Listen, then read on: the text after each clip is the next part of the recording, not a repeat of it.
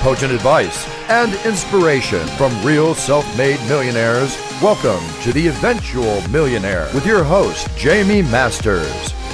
Welcome to Eventual Millionaire. I am Jaime Masters, and I am so excited to finally have my wonderful friend, Jay Pappas on. He lives here in Austin, and yet we are not in person right now. He's the VP of Keller Williams and also the executive editor. He also wrote the book and co-wrote the book, I should say, The One Thing, which everybody should have bought already. And if they haven't, make sure you go check that out. And they have a podcast that you should also listen to by the same name, The One Thing. Thanks so much for coming on the show today, Jay. Oh, I'm so excited to be here. It's like we met maybe 4 years ago over coffee, and I've been a fan of yours ever since. So I'm super flattered to be on your show. Well, a million times. Thank you for everything. You gave me so much amazing advice, and I just moved to Austin, didn't really know very many people, and you were gracious. I don't know why you were so gracious, but you were ridiculously gracious when we first met, and you have been ever since. So I love the personality that you have to be able to share your wisdom with people, because unfortunately it's not. A lot of people online do this in person, totally different. Does that make sense? Yeah, it does. I discovered late in life that I like teaching and coaching. And it's just something I would do for free, and I do for free. So I like helping people. That's why we wrote books ultimately. So yeah, I try to be a nice guy, role model that for my kids. You do an amazing job. So tell us about The One Thing, if nobody's ever heard of it, which I'm sure they have. It's on like every airport bookstore humanly possible. But tell us what the premise of The One Thing is. Sure. The premise of The One Thing is everybody understands some things matter more than others. We've heard the 80-20 principle, and the book just kind of takes that to an extreme. How do you identify your top priority and then actually do something with it? So it's a pretty simple book. It's funny. You look at the 5-star reviews, and they're like, oh, we love how simple it is. And you look at the 1-star reviews and they say, it's so simple. And I'm like, I'll take that as a success.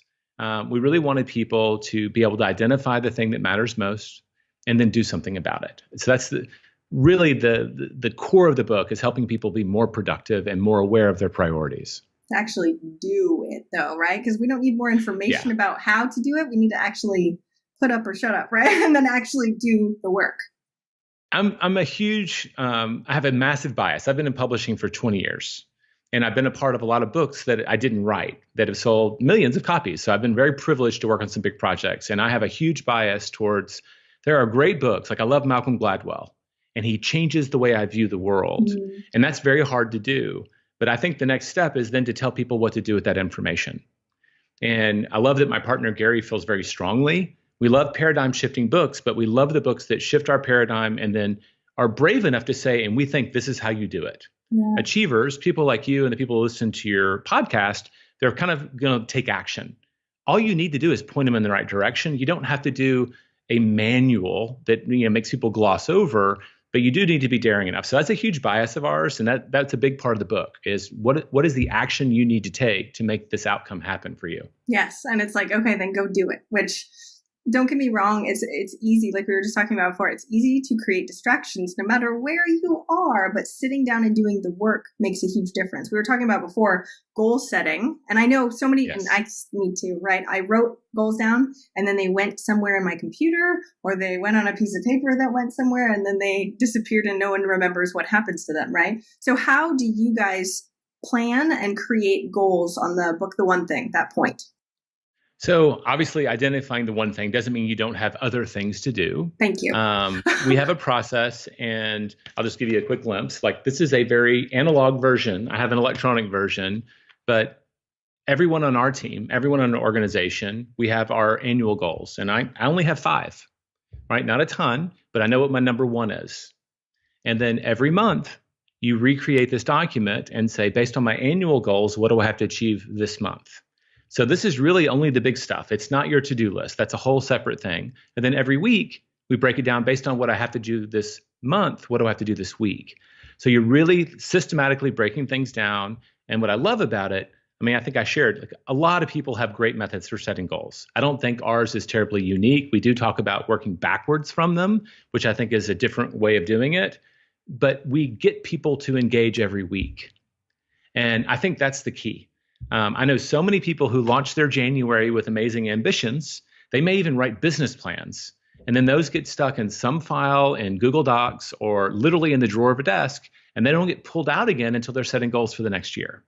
So setting goals isn't the issue, it's being engaged with them. And per some of our other conversations, are you communicating your goals with your core team? And that could be your business team and your personal life team, because both of them can either make it happen or stop you dead in your tracks. See, as a coach, I think it's hilarious. Half the time I'm going, do you remember when you said that this was the goal? Remember that whole part, right? Just the reminder of what you said you were going to do before is extremely helpful. So how do you actually implement that, especially on the monthly and the weekly goal side? Who's holding us accountable? We don't have anyone, and hence the reason why most of the time we don't do it. Well, in our organization, I meet with everyone who reports with me weekly, and it averages out to like 3 times a month. Like we just, in real time, like Labor Day was this week. So that's a Monday meeting for us. And if that Monday was a holiday, we push it to the next week. So call it 3 times a month. I sit down with them, ask them, how did your week go? How do you feel about that? Mm-hmm. Based on that, what would you do differently? And do you need any knowledge or skills or help? It's really those 4 fundamental questions. They show up differently, but that way, from an organizational stance, I always know what their priorities are, and I can make sure that they're aligned with mine. And on a personal level, like, who's your accountability partner? Our private Facebook group around the One Thing, the whole goal of that was to provide that feedback for people who don't have an accountability partner, who may not feel like they've earned the right to hire a coach. Mm-hmm. I mean, I think the ultimate, I have a coach, my wife has a coach. I work with Gary Keller. He's a billionaire, but I pay for a coach because I know, and you know, because you're a coach yourself that commands a lot, that's a huge source of accountability. So hopefully if you have a coach, if you don't have a coach, you have a boss that will sit down with you. And if you don't have a boss, you have a peer partner. All 3. The last one is free, right? The other one is organizational, and the other one is something you pay for. There are lots of ways to get accountability, but I think the people who just do it by themselves, I don't think that's the best recipe for extraordinary success. It doesn't mean it's not possible, but I know I always view my actions through my intentions. I intended to do it, and then my kids got sick or whatever. Mm-hmm. My coach makes me squirm. He says things like, are you succeeding, or are you failing so slowly you think you're succeeding? And I'm like, he'll make me squirm, but he's willing to hold the mirror up when I would not do that for myself. And I think I'm pretty accountable. So I do think it requires someone else ultimately. And you have lots of choices for that. I agree a million times over, because sometimes when you want to look at something and you really need to look at it, you need someone else to shove it in your face, right? So yeah. How do we figure out, so if you have 5 goals, how do you figure out do you have a business goal that's number 1 and then a personal goal? Because people get confused as to what to put where, because we only have so much time. All right, so I'll bring this up again. You can't see it. There's only 2 columns, professional and personal. And I encourage all of my people to also tell me what their personal goals are.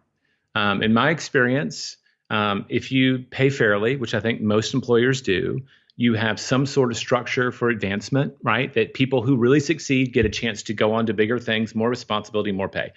That should be the norm out there. And I know there are bad bosses, but I think that most people leave their employers not because their professional life isn't happening. Mm-hmm. It's because their professional life is preventing their personal life from happening. And that's far more painful. So I want to know what their number 1 is on both sides.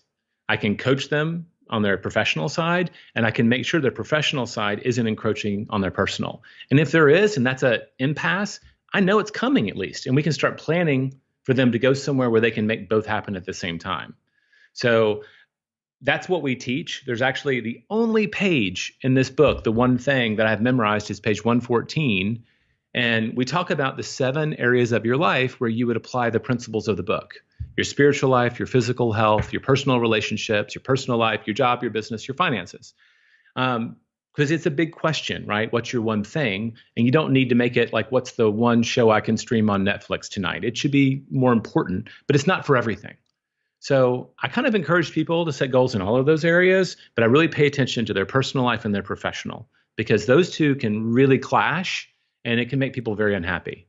Like I said at the beginning, because you actually care too, but it's smart of you to do that from a business perspective, because you can actually make sure that they are happy as humans, which will make them more happy when they're working with you anyway. So it's a wonderful, both sides around. Everybody's mostly happy, quote unquote.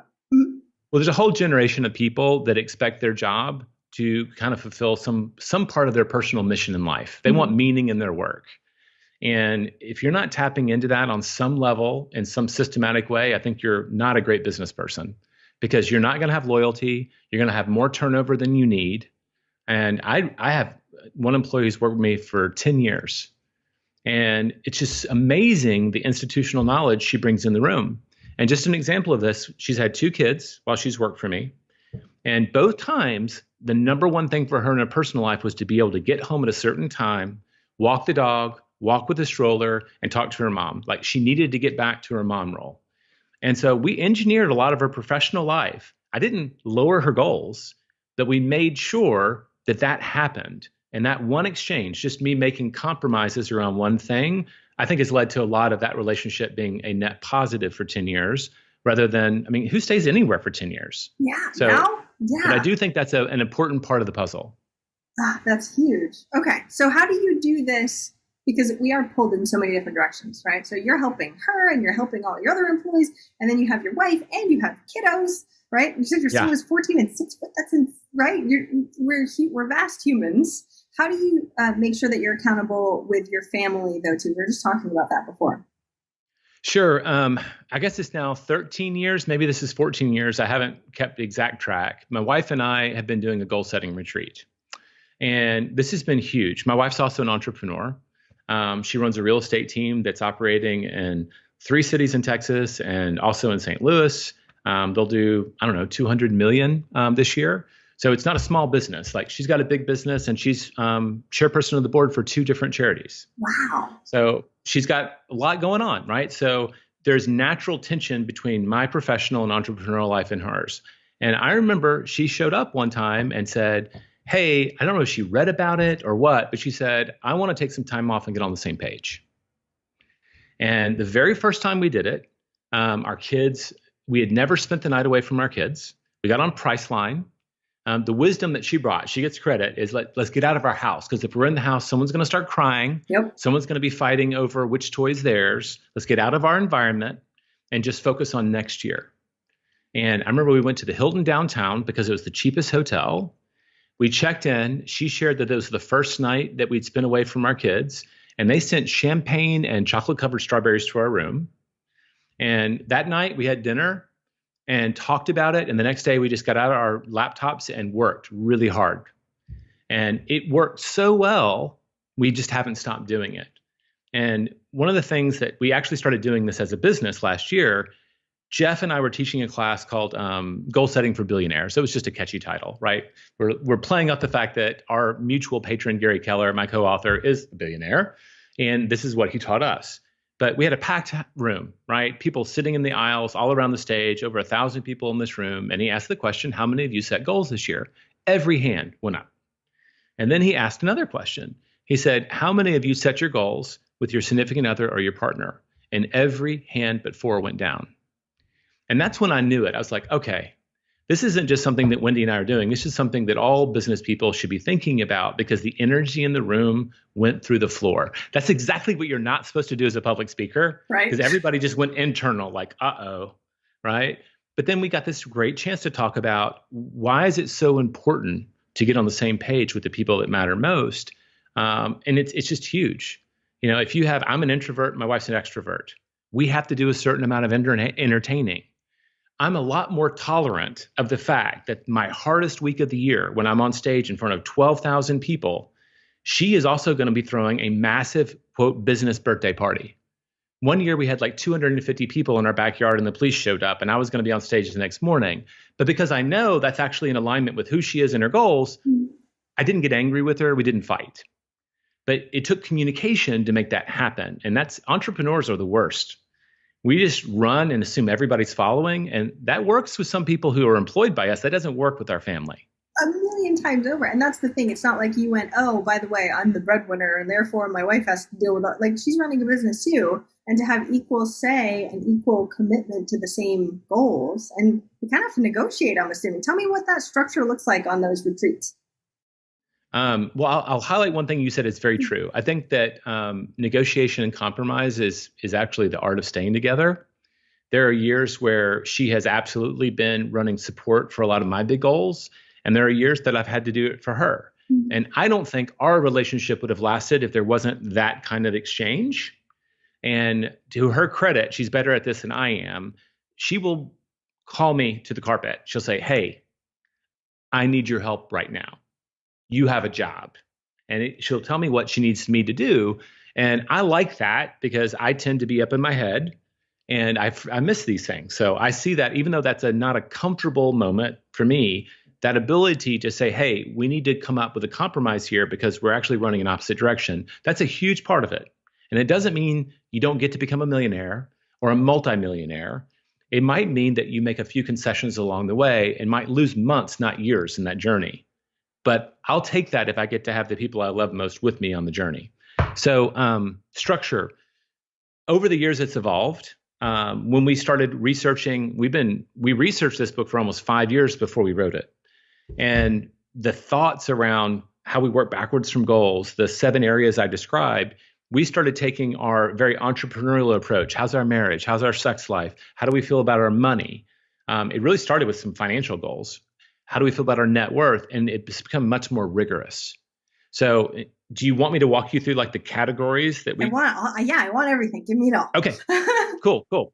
And I can give this to you and you can share it with the listeners if you want. It's just a couple of pages that kind of prime us for moving forward. So the first evening is always relaxed. We always go out like a Friday night, we go to dinner and we just talk. Hey, what's your next year look like? And we've been thinking about it. And that's fun because we almost always talk about vacations because that's the thing that we work for experiences, not stuff. Like, oh, let's go to Machu Picchu or let's go to the Galapagos or whatever it is. And we get all excited. And that's kind of the motivation behind our business goals. So it's usually casual. We make sure that we know what we need to address the next day. We go to bed after our fun date night and we wake up the next day, flip charts, spreadsheets, and it's usually like room service twice, at least breakfast and lunch, if not, and we are working solid, sometimes for 8 hours. And it's very invigorating. But the first category, we always talk about our financial. That's where it started. What's our net worth? What's our income? And what's our giving goals? And it's become more structured. Like our net worth, we think is the ultimate measure. When I helped write The Millionaire Real Estate Investor, that was my big takeaway. And every month, now every week, we track our net worth. Really? See? And by tracking our net worth, it keeps track of our cash reserves, everything else. It's just a holistic picture of our financial health. We track our income, passive and active, and we set goals around them. And we track our giving, and we have 2 categories. How much money will we raise this year, and how much will we donate? And our entryway into giving was raising money, right? Because we're building wealth. We're investing it back in the business. We're investing it in rental properties. So we felt a little cheap, maybe, but we found that we could raise about 10 times as much money as we could afford to give. And that felt good because we're giving our time. So that's category number 1. Do we feel good about our financial trajectory? Like these last 2 years, we're, like I said, 13 or 14 years into this, the jumps we have to make to stay on track for our goals are huge now. And so last year and this year, we have to start a new business. We have to start a new business because just incremental growth in our existing ones is not going to keep us on target. We need a whole other source of revenue and wealth.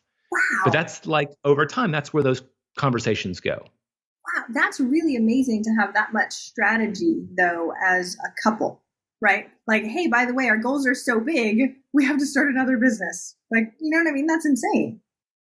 I'm a French English major. I did not expect to ever be this person in my life. It just happened, right? I had the right people around me. They nudged me in the right directions. And it's been wonderful, like personal growth journey for me. But yeah, I mean, that is cool. Like we look up and it's not just about taking care of our needs, it's about what we can do. So the first big category, and that reflects our businesses, is what does our financials look like? We then talk about our marriage, and that pretty much comes down to time. You know this, we had 2 kids, 16 months apart. The first one, we thought we were geniuses. The second one taught us humility. And I've never heard that before, but that's amazing. You know how that goes, right? Yes.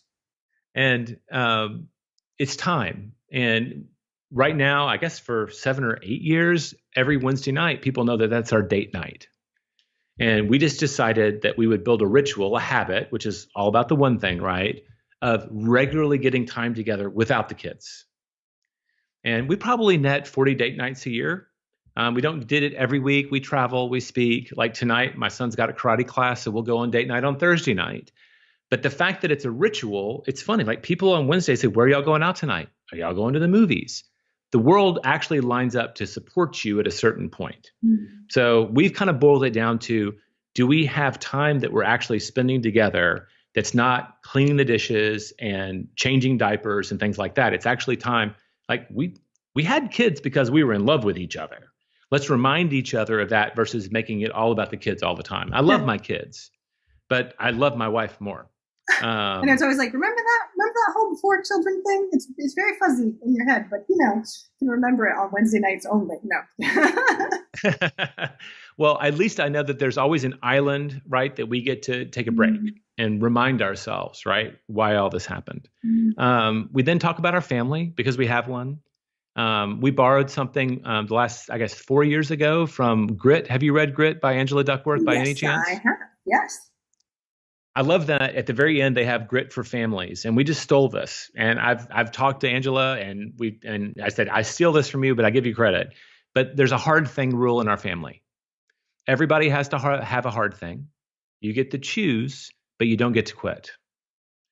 And so we just went through this. My daughter enrolled in art classes, and she's not comfortable because it's a bigger community than she likes. She's an introvert like her dad, but she has to stick it out. My son just started rowing. That's his hard thing right now. My wife and I work out with a trainer at 5:30 in the morning. That's our hard thing. And we have to stick with it. And I love that because one, we get to talk about our kids, like what activities, like stuff every parent does, right? Do they need to coach? That all naturally comes. But we also talk about what do we think are the hard things that would most benefit our kids right now? So that's a conversation, and that's usually fun. We get to be a little, I don't know, anthropologist and human engineers a little bit with our kids, as much as they will let us as tweens and teenagers. We talk about our spiritual life. For some people, that's a religious life. For us, it's spiritual. We make a big stand around gratitude in our house. Social stuff. I told you, like, do we want to have more dinner parties? Do we want to have more events? And that's a concession to my wife. Like, we had to make it a goal category, or every date that we had, I would be sitting in a dark theater not talking to her. At least we know where you stand. Right? I'm in the middle. No, I'm not. You're in the middle. You're an ambivert. Okay. Yes. I'm every psychology test I've ever taken, the number one trait about my personality, I'm very driven, all those things, but it's introversion. And being married to someone who runs a sales company, that's something that we have to discuss, or we're going to fight about it. That's just the truth. Well, and we still fight about it. I love every time, like, I see you and you're at something. It's like everyone's like, "Oh, you're at. Oh, look at you!" Right? And you're like, "Yep. I'm going to leave soon, but I'm here, and that's what matters." Right? It's impressive. You can see your grit. I try to be purposeful about that. I know to be a business person, I have to network, and that's our coffee date, right? I'm good at one-on-one, but for 4 years working with my coach, I said, I want to add 50 people to my database, 50 talented people. That's just not even one lunch every week, right? I'm taking 2 weeks off for vacation, but that one little habit, just being methodical, planning it, having accountability around it, has absolutely changed my life. Meeting people like you, Billy Murphy, Noah Kagan, like that, invitations lead to other invitations and open doors if you show up willing to help people. So that social question is a networking question. It's also a marriage compatibility question given me. We have 3 more categories. Really quickly, we talk about physical health. Diet, sleep, stress, and exercise are the categories. Since we're both entrepreneurs, stress is a big one. I really don't want to die of a heart attack. So we manage our sleep, we manage our diet, we manage our exercise as best we can. I don't need a 6-pack. I am happily married to my wife, and she doesn't need to be impressed by that. So I don't have to starve myself, but I also want to be able to run around with my kids, right? So we talk about that, and it's actually worse for her. There's a lot of hormonal issues that women in their middle and late age can go into after they've had kids. And if they aren't managing their stress, it can be really detrimental. So that can get fairly involved, and we often have to set future reminders. We have an appointment with a guy named Dr. Obe here in Austin, and we're all going to get our blood work done. And one of our goals this year was like, let's make sure that we know we're eating healthy, but we don't actually know that we're getting what we need for our DNA and body type. So being a little purposeful there. That's a little nerdy, but that's like 14 years into it, that's where you go. Well, but I love that it's not on a whim. Like, oh, I heard this thing and it's great. And you're like, no, I'm being very intentional about doing that instead of actually just doing a random thing. That's awesome. That's about my personality. I don't do whims. I just can't. I say no to everything. And then we have creative goals. Like, are there creative things? Like my wife might want to do crafts or start a garden. And that's a negotiation, because when she starts a garden, guess who has to clean up, right? And I set a goal 2 years ago to be on a TED or a TEDx stage. And, that actually happened earlier this year. And that was really great for me. But it was like, that doesn't happen unless you put it in writing. And I put it out there, and it was funny. The moment I had it on my goals, which the funny thing is, we have my little goal sheet right behind it. I have the deck. It says 5-year family goals. That's what my wife and I are working on this retreat. And it's always with me. And I remember some guys said, how can I help you? And I flipped to the first page and I said, and it's hard for me to put things out there. I said, I've been thinking, what would it do for me in our book and our business if I could talk about the one thing on a TED or TEDx stage? She goes, hey, like in December, I'm facilitating one. And like it happens. And the last one we started with and we end with is vacation. Smart. And so smart. It's our reward, right? So where do we want to go this year? What does that involve? Do we have to save? 1 year we went to Machu Picchu and we went to the Galapagos Islands in the same year. And that was a massive choice, but we're in that part of the world. We're like, okay, like this is essentially going to cost our family as much as it would to put a down payment on another rental property. And, I write real estate investing books. Like that's a big choice, because that $30,000 or $40,000 that you've spent on an experience could turn into $400,000 in 15 or 20 years. And so you're making these decisions together. And we're like, you know what, as long as our kids want to travel with us, and that's not a given. I talked about this. This was the heart of my TEDx talk. When my kids were 6 and 5, it was our first where both of them had a spring break. I went into the office. We just bought a new house. And Gary asked me, my co-author Gary said, where are y'all going for spring break? And I said, we're like so stressed out. We're going to do a staycation and enjoy the new house and the new pool. Mm-hmm. And he looked at me and he goes, you realize you only have 10 left. And he just hit you. It's a low blow. Yeah, I just felt it. I said, I know. And I was like, what do you mean? I was actually angry with him. He goes, in 10 years, Gus is going to be 16. The chances that Gus, Wendy, Veronica, and Gus are going on spring break are pretty slim. I can tell you that from experience. They're going to want to bring their friends or go with their friends. Maybe he wants to bring his girlfriend with you. But that dynamic, you've got 10 left. How are you going to use them? So you talk about accountability, right? That was the theme of the earlier part of this conversation. He brought some to me, and that made this vacation planning not just about fun, but like based on where our kids are, like what do we need to do with them while they still really want to hang out with us? Theoretically, I know the stage. That's just, I know I went through it. On the other side, they'll be adults and we'll get to do this again. Yeah. But right now we have this chance. And so we're trying to make the most of it. Okay, so I'm writing that down as to now I have to check out where my spring break is going to be, because now I have way less than I even imagined, because I never thought of it before. Thank you very much for the Isn't that a kick in the gut? Yes. It just really killed me. It was such a gift. The irony is when we came back from the Galapagos Islands and Machu Picchu, this was last, we asked the kids, so of all the places you've been, France, Italy, Ecuador, all these places, we've really traveled a lot. We've been to Disney World, you name it. And both of them said, without hesitation, our favorite vacation was that staycation. And we're like, are you kidding?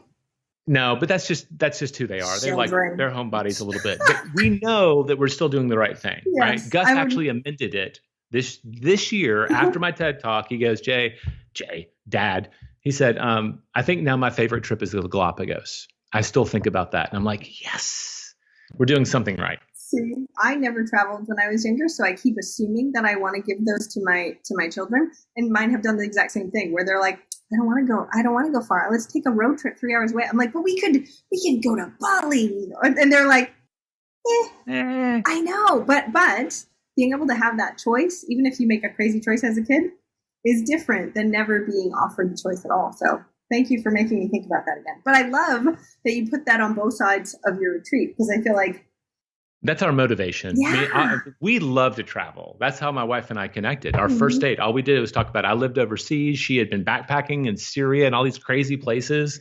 And I was like, I love this woman.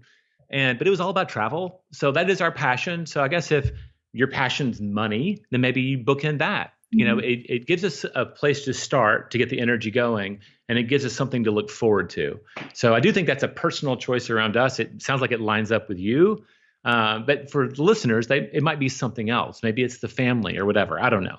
You spend 8 hours with flip charts, though, and no distraction. Do you have any tips for focus on that? Because that's a lot of intense work. That's like going and doing a business thing and like hardcore. Well, in the beginning, like I just got 2 pages of questions. It only took a few hours. Okay. Some of the questions were like, when you have small kids, it was like, how do you feel about our sex life? And like, we're really going to talk about this. And I'm like, yeah, but we're going to talk about it when someone's not mad about it or feeling hurt about it. Yeah. Right. So this is, again, wife gets all the credit. It's become a longer process because over that period of time, our lives have gotten bigger. Mm-hmm. To tell you it only takes 8 hours now would be a lie. There's like a month of goal setting for us. We talk about I already know where we're going. Mm-hmm. I'm going to speak at Entre Leadership in October. Oh, nice. So I was like, we're going to be on Monday. I'm going to be giving a speech there about this very topic. And I just said, you know what, let's make that our goal setting retreat. And I haven't spent time in Nashville in many, many years. And so we'll just go and spend a long weekend, and that'll be our goal setting retreat. So we plan the retreat. And we start working backwards. Like I'll start working on the documents we created last year, trying to update them weeks and weeks in advance. Because that's the reality, right? You don't set your business plans for the next year and then a couple of hours. Yep. We usually walk in with a business plan for the next year that we ask each other to poke holes in. Like, this are my goals for next year. And so we walk in with a lot of prep work. But I find this exciting. I mean, you're a coach, maybe I have some coaching DNA in me or whatever, but we both get really energized by it. Mm-hmm. And it's usually like, I'm exhausted when we're done, and then we go out and have a beer. And that's fine. But it's not usually a problem for us. We usually have more that we want to cover that we don't have time for, but it's very energizing now. In the beginning, it was awkward and it was short, but it naturally grew. Well, just the amount of focused attention that you're giving to all parts of you as a human is amazing. If everybody did that, I can't even imagine my parents ever doing anything like that. But the world that we live in is so chaotic. We have to be very intentional about how we use all of our time. So you're going to share the piece so we can go over it? Yeah, I'll absolutely give you that document, and you can because I was trying to write it down, notes. But man. Oh, yeah. Well, I told you last year we hosted it for the first time.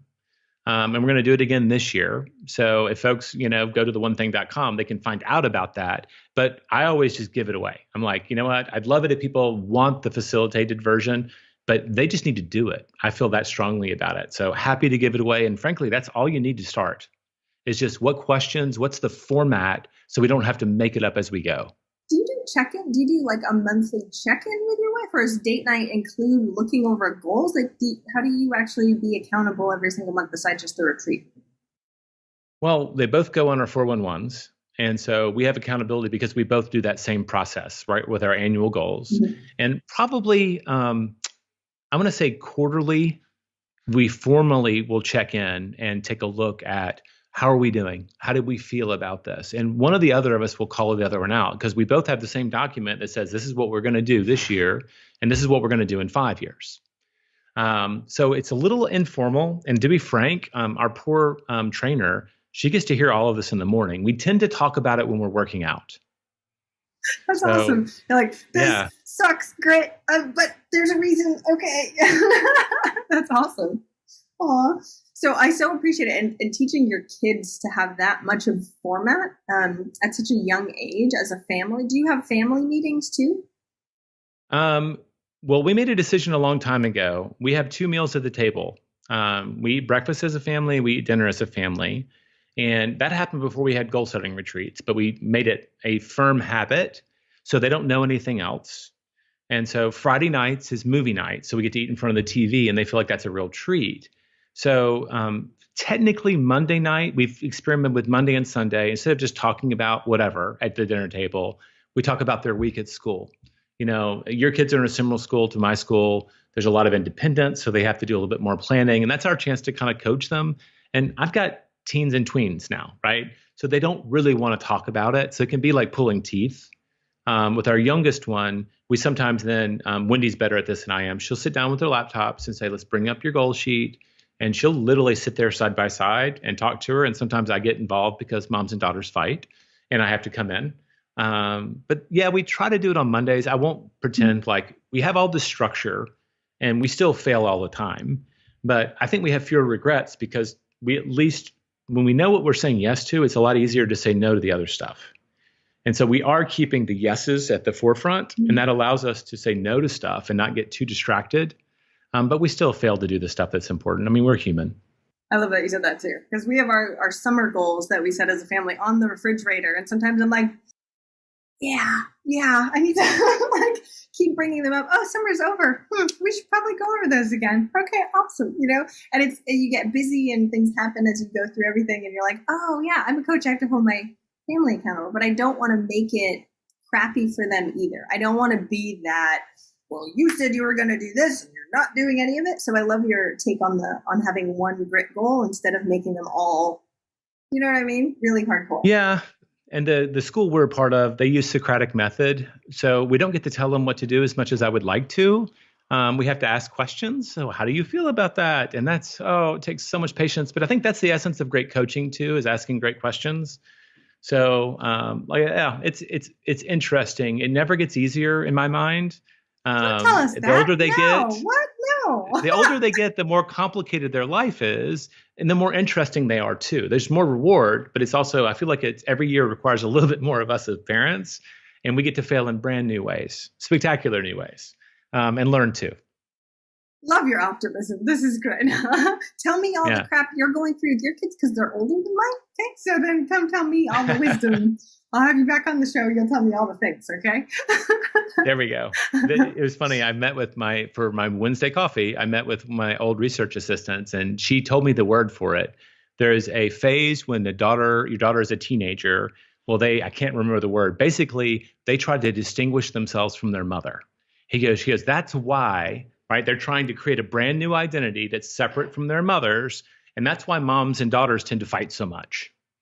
And I was like, okay, so this is a real thing. This is not just something that we think. I'm like, okay.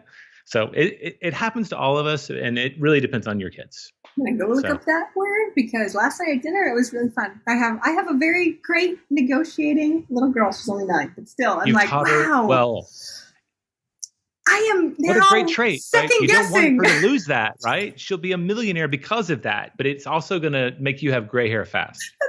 That's exactly what we talked about last time. I'm like, this is fun. This is fun. I see the positive. Great. Anyway, she'll thank me later, and I hopefully will thank her later also, right? The wisdom we are learning from the struggle that we go through is a wonderful, amazing thing. But I love that you shared the failure part too, because we don't have to be perfect, whether it be in the business or with the family. It's about doing the best you can and keep moving forward anyway. So I know perfection's way overrated. I'm a fan of progress. I'm a fan of progress. My personality, I want perfection. Okay, that's what I was going to say. But business will make you learn that progress works too. Okay, because there's just no perfection in business. I'm sorry.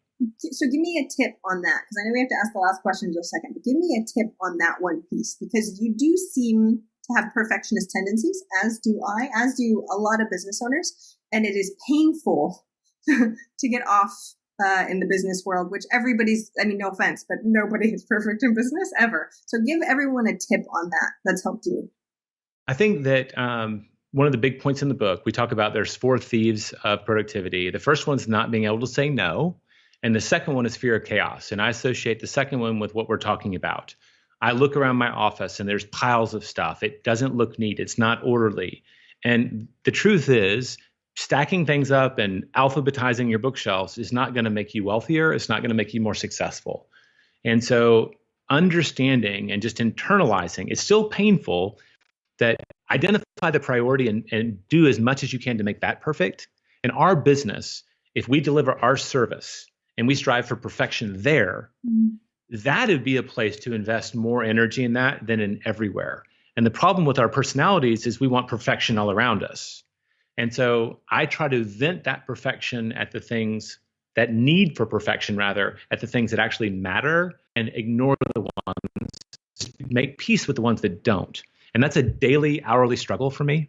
That's just the reality of it. For my wife, it's not a struggle at all. Perfection is also where we place our clothes when we take them off.